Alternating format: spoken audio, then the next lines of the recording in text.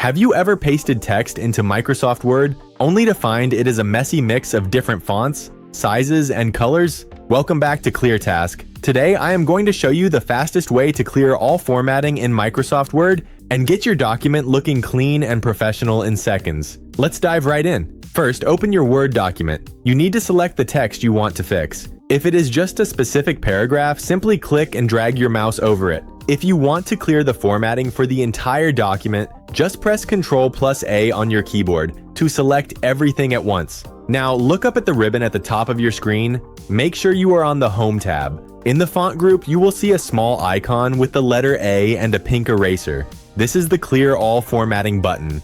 Go ahead and click it. Instantly, all the bolding, italics, colors, and weird fonts will be stripped away, leaving you with standard plain text. Want to be even faster? Here is a quick pro tip. Select your text and simply press Ctrl plus Spacebar. This immediately removes all character formatting, getting you back to the default style without even needing to touch your mouse. And it's that simple. A quick and easy way to reset your text formatting in Word. If this quick tip saved you time, make sure to like this video, leave a comment if you have any questions, and subscribe to ClearTask for more simple and direct tutorials. See you in the next one.